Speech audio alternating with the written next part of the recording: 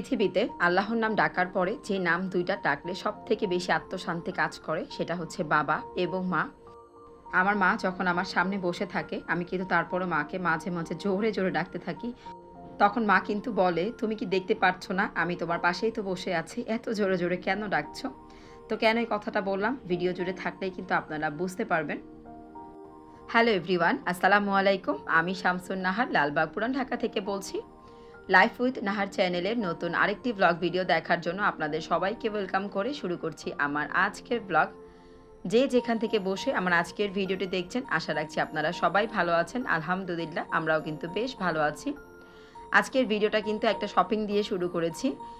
গত পরশুদিনই হচ্ছে চকবাজার গিয়েছিলাম, লালবাগ চকবাজার বিসমিল্লা টাওয়ার এক নামে কিন্তু সবাই চিনে।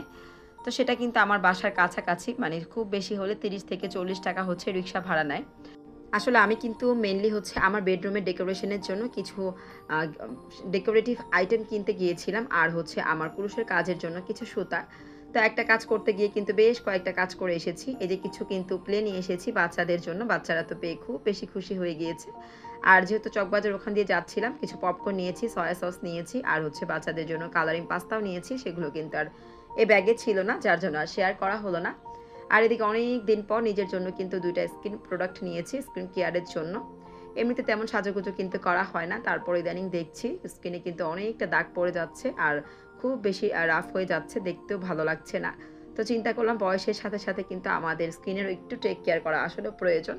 তো সেখান থেকে দুইটা স্কিন প্রোডাক্ট নিয়ে এসেছি, তবে এগুলো কিন্তু ভাগ্নির আছে। আমি কিন্তু ওদের বাসায় যে ইউজ করে দেখেছি, ভালো লেগেছে, তারপরে কিন্তু আমি প্রোডাক্ট দুইটা এনেছি। আর এই তো তারপরে কুরুশের কিছু সুতা নিয়ে এসেছি। আমার কিন্তু আরেকটা কাজে হাত দেওয়ার ইচ্ছে আছে, যার জন্য সুতাগুলো নিয়ে আসা। তো কি কাজ এখন আর আপনাদের সাথে শেয়ার করছি না, যখন কাজটা কমপ্লিট করব ইনশাল্লাহ আপনাদের সাথে তো অবশ্যই শেয়ার করব। এদিকে কিন্তু একটা ফ্লাওয়ার ভাস নিয়ে এসেছি, সরি হ্যাঙ্গিং ভাস নিয়ে এসেছি। এটা কিন্তু হ্যাং করে রাখা যাবে বেডরুমের একটা কর্নার ডেকোরেশনের জন্য, মেইনলি এটা আনা। তো জানি না কেমন লাগছে, লতাগুলো তো খুব বেশি ভালো লাগছে, তার পাশাপাশি উপরে যে কালারফুল ফুলগুলো দিয়ে আমি সেট আপ করে এনেছি এরকম কিন্তু আসলে ছিল না। এই ফুলগুলো আমি নিজেই কিন্তু মানে চুজ করে তারপর সেট আপ করে এনেছি, দেখতে কিন্তু মাশাআল্লাহ খুব ভালো লাগছে। আমার গত ভিডিওতে নুসরাত মম ভ্লগস থেকে প্রিয় সুমি ইসলাম আপু কিন্তু সুন্দর একটা কমেন্ট করেছে। আপু কিন্তু কমেন্টের মাধ্যমে জানতে চেয়েছিল আমার যে টেবিলের ম্যাটগুলো কুরুশের সেগুলো আমি কোত্থেকে কিনেছি এবং কত টাকা করে কিনেছি। আপুকে কিন্তু আমি তার মেসেজের রিপ্লাই দিয়ে দিয়েছি, তারপরে ভিডিও মাধ্যমে আমি কিন্তু বলে দিচ্ছি, এতে করে অনেকেরই কিন্তু জানা হয়ে যাবে যারা এখনও জানেন না। কুরুশের তৈরি পণ্য নামে ফেসবুকে আমার কিন্তু একটা বিজনেস পেজ আছে, যেখানে আমি কুরুশের তৈরি বিভিন্ন প্রোডাক্ট সেল করে থাকি। শুধু যে কুরুশের তৈরি প্রোডাক্টগুলো সেল করি তা কিন্তু না, এর আগেও কিন্তু আমার কয়েকটা ভিডিওতে কয়েকজন আপুর প্রশ্ন করেছিলেন আমি যে কুরুশের তৈরি প্রোডাক্টগুলো তৈরি করি সেগুলোর উল সুতাগুলো আমি কোত্থেকে নিয়ে আসি, তো কিভাবে এগুলো নেওয়া সম্ভব। তো আপনাদের সকলের উদ্দেশ্যে ক্লিয়ার করে কথাটা আজকে বলে দিচ্ছি। আমার যে ফেসবুক পেজ কুরুশের তৈরি পণ্য, সেখানে আপনারা কুরুশের তৈরি প্রোডাক্টের পাশাপাশি উল সুতা বা কুরুশের যে কাজগুলো করার জন্য যে কাটাগুলো প্রয়োজন সেগুলো কিন্তু পেয়ে যাবেন বিভিন্ন ধরনের। অনেকেই বলতে পারেন আমাদের তো ফেসবুক নাই, তাহলে কিভাবে আমরা আপনাদের সাথে কানেক্টেড হব বা আপনার সাথে কানেক্টেড হব। সেক্ষেত্রে আপনাদের সুবিধার্থে আমি আরেকটা কাজ করতে পারি। আমার যে আজকের ভিডিওর স্ক্রিন, সেই স্ক্রিনে কিন্তু আমি আমার ফোন নাম্বারটা আপনাদেরকে দিয়ে দিচ্ছি। আপনারা চাইলে এই নাম্বারে কিন্তু আমার সাথে হোয়াটসঅ্যাপে যোগাযোগ করতে পারেন। হোয়াটসঅ্যাপে যোগাযোগ করলে সুবিধা হবে, যে কোনো কালারের সুতা বা যে কোনো কাস্টমাইজ করা পণ্য আপনারা কিন্তু ছবি আমাকে পাঠাতে পারবেন, আর সেভাবে কিন্তু আমি সব কিছু আপনাদেরকে ডেলিভারি করতে পারবো। কোনো পণ্য হোক বা তৈরি করা কোনো জিনিস হোক, সেটাও যদি আপনাদের সম্ভব না হয় আপনারা কিন্তু চাইলে এই নাম্বারে সরাসরি আমার সাথে যোগাযোগ করতে পারেন এবং ফোনে আমাকে ডিটেলস বলে দিতে পারেন কিভাবে আসলে আপনারা কোন ধরনের প্রোডাক্ট নিতে চান বা কোন কালারের সুতাগুলো নিতে চান। তো আশা করছি আমার কথাগুলো আপনারা বুঝতে পেরেছেন, খুব সহজে আপনাদেরকে আমি বোঝাতে পেরেছি। আর আজকের যে ভিডিওর কমেন্ট বক্সে আমার ফেসবুক পেজের লিঙ্কটা অবশ্যই আমি পিন করে দিব আপনাদের সুবিধার্থে, যাতে করে অনেক বেশি খুঁজতে না হয়। আপনারা কিন্তু খুব সহজে এখান থেকে চাইলে আমার ফেসবুক পেজের লিঙ্কটা কালেক্ট করতে পারবেন। আর এই তো আপনাদের সাথে গল্প করতে করতে এদিকে আমার কিন্তু শপিং তো দেখানো শেষ হয়ে গিয়েছে। আমি যে ফ্লাওয়ার ভাসটা এনেছিলাম হ্যাঙ্গিং, সেটা কিন্তু আমি জানালাতে সুন্দর করে সাজিয়েও নিয়েছি। আর আজকে হচ্ছে আমার রুমটাকে একটু ডিপ ক্লিন করেছি। ডিপ ক্লিনিংয়ের কাজগুলো যদি ডিটেলসে আপনাদের সাথে ভিডিও করি, সত্যি এত বেশি সময় লেগে যায়, সেক্ষেত্রে কাজগুলো সময় মতো করে ওঠা সম্ভব হয় না। যেহেতু আমার হেল্পিং হ্যান্ড 2 মাস যাবত ছুটিতে আছে, আর শায়ন বাবাটা এখনও ছোট, ওকে নিয়ে একদম ঘড়ির কাঁটায় কাঁটায় আমাকে মাদ্রাসায় দৌড়াদৌড়ি করতে হয়, তাই খুব বেশি অল্প সময়ের মধ্যে কাজ করতে হয়। তো বেডরুমটা আজকে ডিপ ক্লিন করার পর যখন বেডশিটটা চেঞ্জ করেছি আর এই কার্পেটটা বিছিয়েছি, পাশাপাশি ফ্লাওয়ার যে ভাসটা হ্যাং করেছি, তারপরে কিন্তু মাশাআল্লাহ দেখতে অনেক বেশি সুন্দর লাগছিল। তবে আমার গেটের পাশে যে বেডটা রেখেছি তার এখানে কিন্তু ছোট্ট একটা স্পেস আছে, তো এখানে যে আসলে কি রাখলে খুব বেশি সুবিধা হবে সেটাই বুঝে উঠতে পারছি না, কারণ জায়গাটা খুবই ছোট। একটা ফ্লাওয়ার ভাস রাখলেও আমার কাছে মনে হয় অসুবিধা হয়ে যাবে। তো আসলে একদম কনফিউজড হয়ে গিয়েছে যে এখানে কি রাখবো। বেডের উপর যে সিনাইটা সেটাও কিন্তু আমার এক সাইডে চেপে গিয়েছে। আগে যেহেতু বেডটা একদম কর্নার সাথে লাগানো ছিল তখন কিন্তু মাছ বরাবর ছিল, এখন যেহেতু বেডটাকে এই পাশে একটু নিয়ে এসেছি যার জন্য কিন্তু এই সমস্যাটা হয়েছে। তো ইনশাল্লাহ ধীরে ধীরে এই সেটআপগুলোকে আমি কিন্তু চেঞ্জ করে নিব। তো অফ ক্যামেরায় পুরোটা বাসা গুছিয়ে কিন্তু এখন চলে এসেছি বাজার গুছাতে। সাহেব কিন্তু সকালে যাওয়ার আগে বাজার দিয়ে গিয়েছিল, অল্প কিছু মাছ বাজার। তো সেগুলোকে কিন্তু সবগুলো গুছিয়ে নিয়েছি, আর এক সপ্তাহের কাজ আমি কিন্তু একদিনই করে নিয়েছি। আসলে বাজারগুলো যদি এভাবে গুছিয়ে রাখা যায় তখন দেখবেন রান্না করতে গেলে খুব বেশি ইজি হয়ে যায়। আমরা যারা ব্যস্ত গৃহিণীরা, ব্যস্ত মায়েরা, তাদের জন্য তো কোনো কথাই নেই, এভাবে যদি বাজার গুছিয়ে রাখা সম্ভব হয় তাহলে। ভিডিওর এই পর্যন্ত যারা আমার সাথে আছেন প্লিজ একটা লাইক দিয়ে ভিডিওটা কন্টিনিউ করবেন।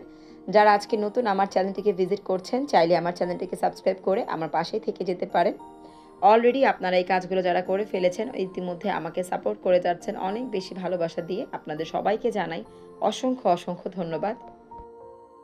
দুপুরে রান্নাবান্না খাওয়া দাওয়া কিছুই কিন্তু আজকে আপনাদের সাথে আর শেয়ার করলাম না, ডাইরেক্ট চলে এসেছি সন্ধ্যাবেলা আজকে বাচ্চাদের জন্য ওদের পছন্দের কিছু নাস্তা বানাবো, সেগুলো আজকে শেয়ার করছি। তার আগে কিন্তু শেয়ার করে নিলাম আমি যখনই রান্নাঘরে কাজ করতে আসি চুলার কাজগুলো করি আর এভাবেই কিন্তু চুলাটাকে ক্লিন করতে থাকি। তো দেখা যায় রান্না হওয়ার পরেও কিন্তু চুলাটা একদম ফ্রেশ থাকে, তো তখন বাড়তি যে একটা সময় দিতে হয় চুলাটা পরিষ্কার করার জন্য, সেই সময়টাও কিন্তু আমাদের বেঁচে যায়। তো যাই হোক, আজকে হচ্ছে বাচ্চাদের জন্য চিলি চিকেন রান্না করব। তো প্রথমে কিন্তু চিকেনটাকে আমি হালকা করে ভাজা দিয়ে নিয়েছি, এরপরে যেহেতু ঠান্ডা হয়ে গেলে আরেকবার ভাজবো সেই জন্য হালকা ভাজা দিয়েছি। তবে পরবর্তীতে যখন খেতে বসেছি দেখলাম খুব সমস্যা হয়ে গিয়েছে, মানে চিকেনের সাইজটা যেহেতু ছোট ছিল, ভাজাটা একটু বেশি হয়ে গিয়েছে যার জন্য কিন্তু অনেকটা হার্ড হয়ে গিয়েছে। আসলে চিলি চিকেন রান্নার জন্য কিন্তু আমি এভাবে চিকেনগুলো কাটিনি। আমি যখনই শায়ানের বাবাকে বলি বাজার থেকে ব্রয়লার মুরগি নিয়ে আসতে, উনি কিন্তু আমার সুবিধার জন্য চিকেনগুলো এভাবে কাটিয়ে নিয়ে আসে। কিন্তু আজকে যখন চিলি চিকেন করতে গিয়েছি তখন আসলে একটু প্রবলেম ফেস করেছি, তো চিন্তা করছি পরবর্তীতে সাহেবকে বলবো চিকেনগুলোকে জাস্ট 4 টুকরা করে নিয়ে আসবা, ছোট ছোট পিস করে আনার কোনো দরকার নেই। চিলি চিকেনের জন্য প্রথম যে অধ্যায়টা ছিল চিকেনগুলোকে সুন্দর করে ভাজা, সেই কাজটা কিন্তু শেষ করেছি। এখন নেক্সট স্টেপে চলে এসেছি। এখানে চুলায় একটা ফ্রাই প্যান বসে দিয়ে আমি কিছুটা পরিমাণ বাটার দিয়ে দিয়েছি। বাটারটা যখন খুব ভালো করে মেল্ট হয়ে গিয়েছে সামান্য পরিমাণ কিন্তু রসুন কুচি দিয়েছি। তারপর যখন রসুন কুচি থেকে সুন্দর একটা ফ্লেভার বের হয়েছে এর মধ্যে কিন্তু আমি টমেটো সসটা অ্যাড করেছি আর হচ্ছে সামান্য পরিমাণ চিনি অ্যাড করেছি। আমার কাছে যেহেতু চিলি সসটা ছিল না, আনতে একদম মনে নেই, যার জন্য আমি কিন্তু এখানে চিলি ফ্লেক্সটা ব্যবহার করেছি। তো তারপর খুব লো হিটে কিন্তু 1 মিনিট এটাকে ভালো করে ভেজে আমি কিন্তু চিকেনগুলো দিয়ে দিয়েছি। এখনও কিন্তু চুলার যে হিটটা খুব লো ফ্লেমে রেখেছি যাতে মশলাটা কোনোভাবেই পুড়ে না যায় আর খুব সুন্দর করে চিকেনের গায়ে মশলাগুলো একদম পারফেক্টভাবে লেগে যায়। তো যাই হোক, অফ ক্যামেরায় কিন্তু চিকেনটা আমি শেষ করেছি। এখন চলে এসেছি বাচ্চাদের জন্য আজকে একটু চকো মিল্কশেক তৈরি করব। তো চকো মিল্কশেক যদি তৈরি করি তাহলে এর মধ্যে কিন্তু যদি একটু ওরিও বিস্কিটগুলো দেওয়া যায় তখন কিন্তু বেশি ভালো লাগে, তবে সায়ান সেটা খেতে চায় না যার জন্য কিন্তু আমাকে এটা সব সময় স্কিপ করতে হয়। তো যাই হোক, এখানে কিন্তু কিছুটা পরিমাণ তরল মিল্ক দিয়ে দিয়েছি, তারপরে দিয়েছি সামান্য পরিমাণ চিনি, 1 চিমটি লবণ, আর দিয়ে দিয়েছি কিছুটা পরিমাণ পাউডার মিল্ক, আর কিছুটা পরিমাণ দিয়ে দিয়েছি চকো সিরাপ। তারপর কিন্তু অফ ক্যামেরায় আমি এটাকে ব্লেন্ড করে নিয়েছি। এখন চলে এসেছি গ্লাসটাকে একটু ডেকোরেট করতে। যে কোনো খাবার যদি একটু সাজিয়ে গুছিয়ে পরিবেশন করা যায় দেখবেন সেটা কিন্তু খেতে আরও বেশি ভালো লাগে। আর যদি হয় বাচ্চাদের ঘর, বাচ্চাদেরকে এইভাবে ডেকোরেট করে কোনো খাবার পরিবেশন করা যায়, যে জিনিসটা ওরা খেতে না চায় সেটাও কিন্তু মজা করে খেয়ে ফেলে শুধুমাত্র ডেকোরেশনের জন্য। ভিডিও শুরুতে বাবা মাকে নিয়ে কিছু কথা বলেছিলাম, কেন বলেছিলাম তার ডিটেলসটা এখন আপনাদের সাথে শেয়ার করছি। মারিয়াস লাইফস্টাইল চ্যানেলের প্রিয় মারিয়া আপুর বাবা কিন্তু খুব বেশি অসুস্থ। সত্যি বাবারা যখন অসুস্থ হয়, বাবা কেন বাবা মা দুইজনই যখন কেউ অসুস্থ হয় তখন এত বেশি খারাপ লাগে। 3 বছর আগে কিন্তু আমার আম্মু খুব বেশি অসুস্থ ছিল, আর গত রমজানের মধ্যে আমার বাবাকে নিয়ে কিন্তু আমিও হসপিটালে দৌড়াদৌড়ি করেছি। তো বাবা মার যখন কিছু হয় তখন কষ্টর থেকে বেশি খারাপ লাগাটা বেশি কাজ করে। বাবা মা অসুস্থ হয়েছে, বাবা মার কষ্ট হচ্ছে, এগুলো আসলে সহ্য করাটা অনেক বেশি টাফ হয়ে যায়। তো আল্লাহ পাক পৃথিবীর প্রত্যেকটা বাবা মাকে ভালো রাখুক তার সন্তানদের জন্য, কারণ যখন বাবা মা হাসি মুখে কথা বলে সন্তানদের মনটা কিন্তু এমনিতে খুব ভালো লেগে যায়। তবে চলুন মারিয়া আপুর বাবার জন্য আমরা সবাই একটু দোয়া করি যাতে আল্লাহ তাআলা আঙ্কেলকে খুব তাড়াতাড়ি সুস্থ করে দেন। আমিন। এইদিকে কিন্তু আমার নাস্তা বানানোটা হয়ে গিয়েছে। নাস্তাটা যখন ডাইনিং টেবিলে সার্ভ করেছি, আমার ছোট ছেলেটা কিন্তু একদম হামড়ি দিয়ে পড়েছে। ও কিন্তু খুব পছন্দ করেছে। যখন এই ধরনের কোনো রান্নাবান্না বাচ্চাদেরকে উদ্দেশ্য করে করি আর বাচ্চারা খুব পছন্দ করে, বিশ্বাস করেন এত ভালো লাগা কাজ করে। বিশেষ করে আমার সায়ান যখন পছন্দ করে তখন কিন্তু আমার ভালো লাগার পরিমাণটা অনেক গুণ বেড়ে যায়। সামিন তো মাশাআল্লাহ যে কোনো খাবার রেডি করে দিলে পছন্দ করে খুব মজা করে খেয়ে ফেলে।